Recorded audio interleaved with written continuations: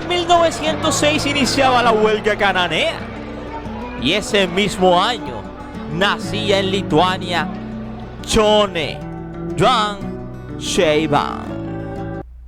Para ese entonces Lituania todavía respiraba bajo el peso del imperio zarista, en una tierra donde el frío no solo mordía la piel, sino también las ideas. Se llamó Johnny Juan Sheinbaum y antes de aprender a leer ya había aprendido a callar. Su padre había perecido antes de verle los ojos y su madre, obligada por la necesidad, volvió a casarse y trajo al mundo a Salomón, el hermano menor de Johnny, el que crecería a su sombra y a su lado.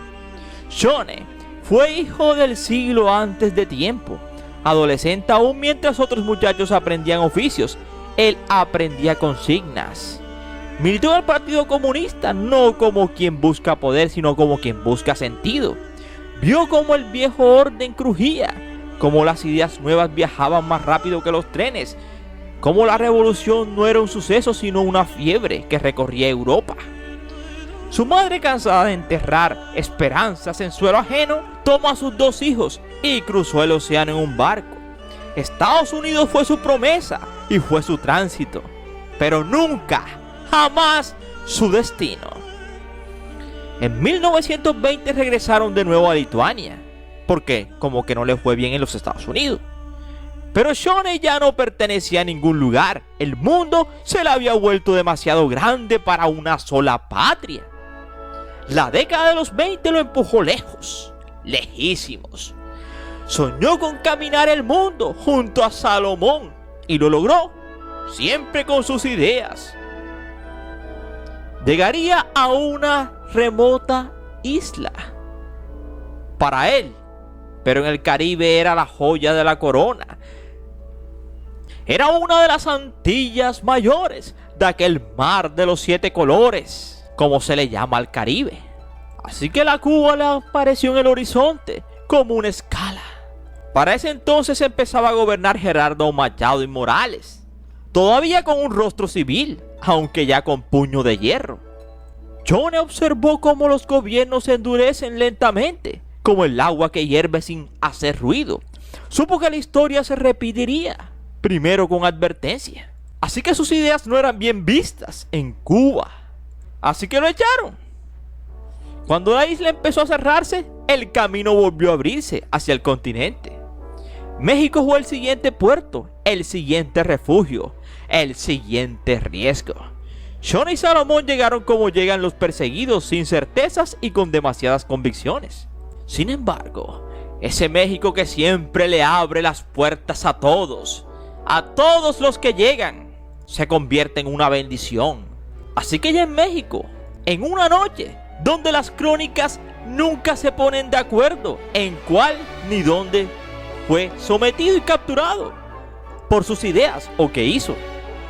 Lo cierto es que según biografías lo retuvieron con la intención de entregarlo a una dictadura en Guatemala, porque en esos años las fronteras eran porosas y la represión era internacional. Pero Johnny tenía una virtud que no se aprende en los libros: sabía esperar. Fingió cansancio, fingió derrota y cuando el descuido abrió una rendija y escapó. No corrió, se deslizó. No gritó, desapareció. Desde entonces entendió que la libertad no siempre se conquista, a veces se escapa. Libre otra vez, Johnny sabía que tenía que sentar cabeza. Y a los 27 años se enamora y se casa con una mujer muy hermosa, también lituana. Su nombre es Josilevich. Juntos dan la bienvenida al mundo en febrero de 1933 a Carlos Sheinbaum Josilevich, nacido en Guadalajara de Jalisco. Para ese entonces, Johnny era un dedicado comerciante de joyas. Más tarde, Carlos se convertiría en un químico destacado y llegó a tener hasta una empresa, a casarse y a tener una hija, que más tarde se convertiría en la primera presidenta de México, Claudia Sheinbaum. Y es que Johnny nunca le heredó dinero a Carlos, no. Tampoco le heredó las persecuciones que él sufrió, sino la memoria. Le enseñó a no huir, sino a resistir de otras formas. Así que Chone Juan Sheinbaum perecería en 1989, sin muchos datos al respecto, cuando el mundo que lo había expulsado empezaba a desmoronarse. Pereció sin estatuas, sin homenajes oficiales, pero con algo más raro: el silencio. Y de esa manera, ese muchacho lituano que creció sin padre y que su madre se perdió en las crónicas de la historia y que su hermano Salomón al parecer sí fue deportado de México y no se sabe hacia dónde ni cuándo pereció.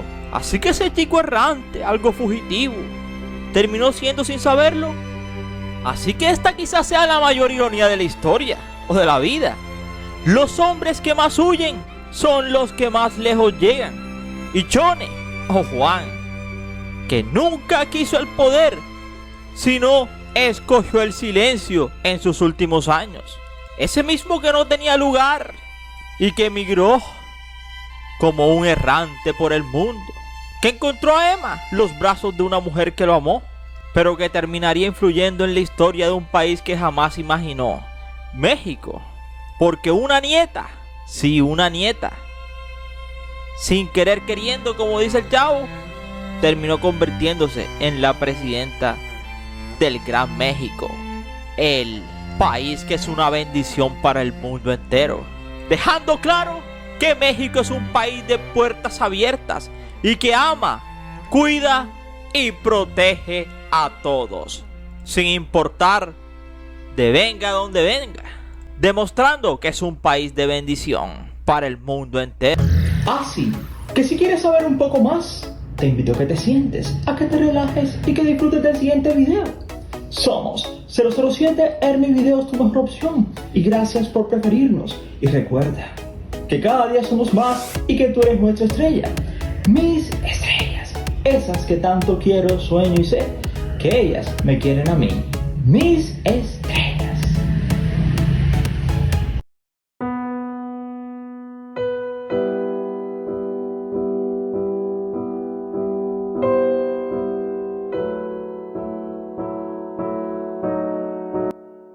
Claudia Sheinbaum hoy está felizmente casada con Jesús María Tárriba, primer caballero de la República Mexicana. Se habían casado en 2023 y las nupcias se celebraron con una reunión familiar muy íntima y en un escenario privado lejos de los reflectores. Era el epílogo de aquel amor que había comenzado en los 80 y que había terminado y que luego se había reencontrado para terminar ahí en el altar. Por eso Claudia siempre se ha sentido muy a gusto con su familia, conformada por Mariana Imaz Sheinbaum, hija biológica de Claudia, con su ex esposo Carlos Imaz, con Rodrigo Imaz, hijastro de Claudia, Pablo, hijo de Rodrigo Imaz, y nieto por ser hijo de Rodrigo, y Fernanda Tárriba Tello, hija biológica de Jesús María Tárriba. Sin contar con el demás núcleo familiar, como su madre Annie, y también incluyendo por supuesto a su único hermano Julio, un físico investigador oceanográfico que vive en los Estados Unidos, y por supuesto a su hermana menor Adriana, que es profesora y residente también en los Estados Unidos, casada con el director Rodrigo García Barcha, hijo de nada más y nada menos que de Gabriel García Márquez.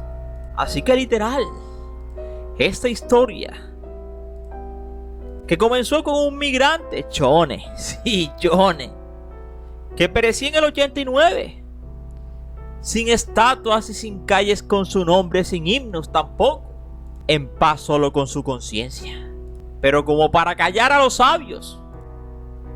Así que aquel muchacho sin padre, migrante, sembró algo más duradero que el mismo poder, y fue la persistencia. Y quizás esa sea la verdadera victoria: no gobernar, no mandar, sino no rendirse jamás. Y más cuando se vive en un país tan bendecido como México. Y de eso soy yo testigo. Así. Yo soy Ernie y aquí termina esta historia. No sin antes decirte gracias por preferirnos Y recuerda que cada día somos más y que tú eres nuestra estrella. Mis estrellas.